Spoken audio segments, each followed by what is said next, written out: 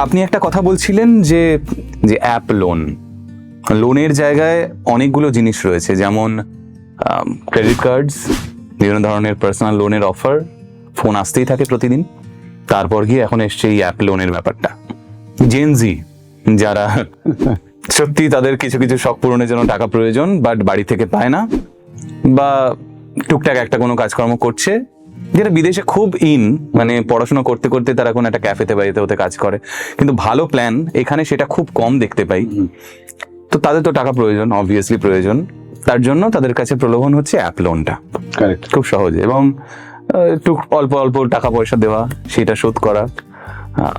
Ultimately কি তারা শোধ করে উঠতে পারছে? শোধ কি হচ্ছে না, এরও যদি আপনি স্ট্যাটিস্টিক্স দেখেন তাহলে মানে লোন তো নিয়ে ফেলছেন, আর লোনের ইন্টারেস্টটা এতটাই হাই, সে ওই ক্যালকুলেশনটা করছেন না।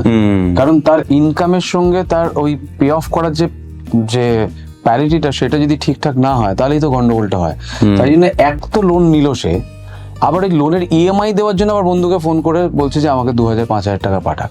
তো ফলে কেরিয়ারের শুরুতেই এরকম একটা সমস্যায় পড়তে পড়তে পড়তে কি হয়, যখন সে মানে তার কেরিয়ারের মাঝখানে গিয়ে দাঁড়ায়, তখন মনে হয় আমি এতদিন কি করলাম, আর কিছুদিন বাকি থাকবে রিটায়ার করার বা আপনার অন্যান্য যে বেসিক নিডগুলোকে পূরণ করার, তখন আপনাকে বেশি টাকা দিতে হবে। আর তখন যদি ইনকাম সেই অনুপাতে না থাকে, তাহলে কি করবেন আপনি? প্রত্যেকটা পরীক্ষা থেকে আপনাকে ফেল হতে হবে। মানে আপনার জীবনের যে কটা আগামী দিনের পরীক্ষা, মানে যেখানে যেখানে আপনার ফাইন্যান্সিয়াল নিডস থাকবে, সেগুলোকে আপনি অ্যাচিভ করতে পারবেন না। তাই না আপনার প্রসঙ্গটা খুব রেলিভেন্ট, যে এই অ্যাপ লোনটা থাকবে, এটা হচ্ছে আপনার কাছে একটা মানে একটা অস্ত্র, যেটা হচ্ছে খুব খুব ইমার্জেন্সি। পরিবারে কোনো একটা ফাইন্যান্সিয়াল ইমার্জেন্সি হয়ে গেছে, কারোর একটা এমন টাকার দরকার যেটা না হলে নয়, সেটার জন্য। কিন্তু আননেসেসারিলি ঘুরতে যাওয়ার জন্য অ্যাপ লোন, বা আমি একটা মোবাইল কিনে ফেলবো দুম করে, একটা যে মোবাইলটা রয়েছে, আজকের দিনে মোবাইল কিন্তু স্ট্যাটাস নয়। আমি অ্যাপেল নিয়েছি, অ্যাপেলটা দিব্যি চলছে, কিন্তু আমার পরের ভলিউমটা না গেলে পরে বুঝি আমার যারা আশেপাশে বন্ধু এই রিসেন্ট আসছে, পরের ভার্সনটা আসছে, তারা ভাববে যে আমি বোধহয় পিছিয়ে পড়ছি।